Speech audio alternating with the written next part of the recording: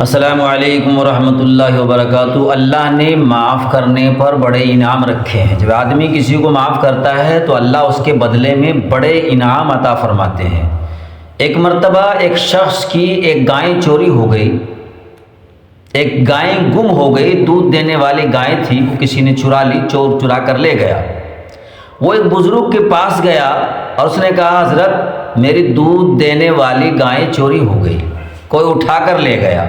حضرت نے فرمایا ایک کام کرو، تم اس کو معاف کر دو، چوری کرنے والوں کو معاف کر دو۔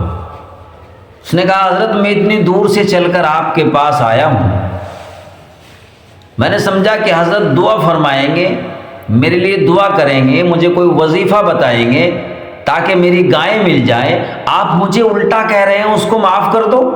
فرمایا معاف کر دو۔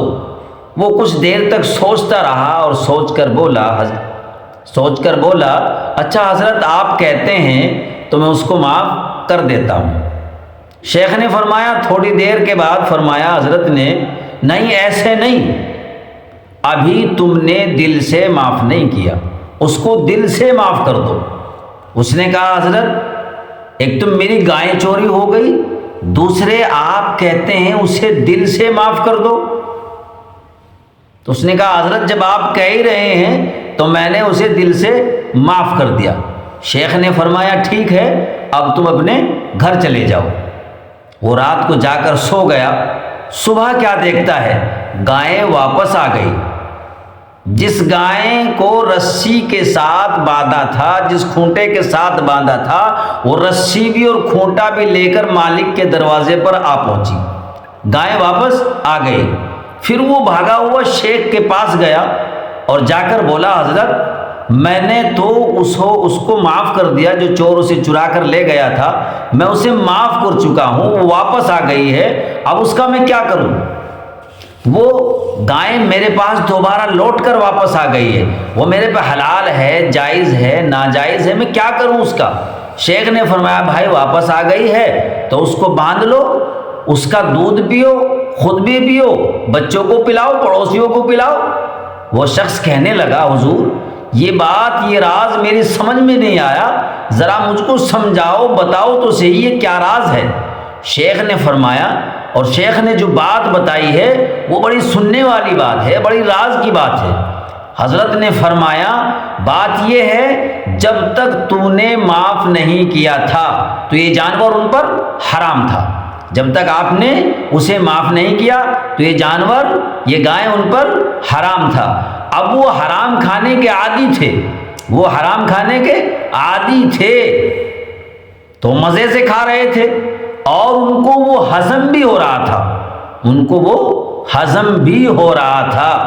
اور جب اس کو آپ نے معاف کیا، جب آپ نے اس کو معاف کر دیا تو ان پر وہ حلال ہو گیا، جبکہ جب ان کے اوپر وہ حلال ہوا تو وہ حلال کے عادی نہیں تھے، انہیں ہضم کیسے ہوتا؟ تو یہ گائے تجھے واپس لوٹ کر آ گئی۔ اب معاف کرنا جو ہوتا ہے اللہ ہمیں اس کا بڑا بدلہ دیتا ہے، شاندار بدلہ دیتا ہے، کمال ہوتا ہے وہ بدلہ۔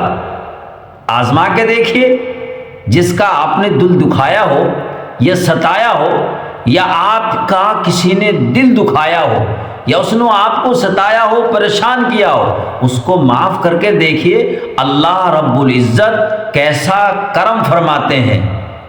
ہمارے نبی سرکار مدینہ صلی اللہ تعالیٰ علیہ وسلم تو سب کو معاف فرماتے تھے۔ آپ صلی اللہ تعالیٰ علیہ وسلم نے تو ان لوگوں کو بھی معاف کیا جنہوں نے آپ کے محبوب لوگوں پر، آپ کے چاہنے والوں پر خنجر چلائے۔ اللہ کے رسول صلی اللہ تعالیٰ علیہ وسلم نے تو انہیں بھی معاف فرمایا۔ تو معافی کا جو بدلہ ہے اللہ کے یہاں، اس کا بڑا انعام ہے۔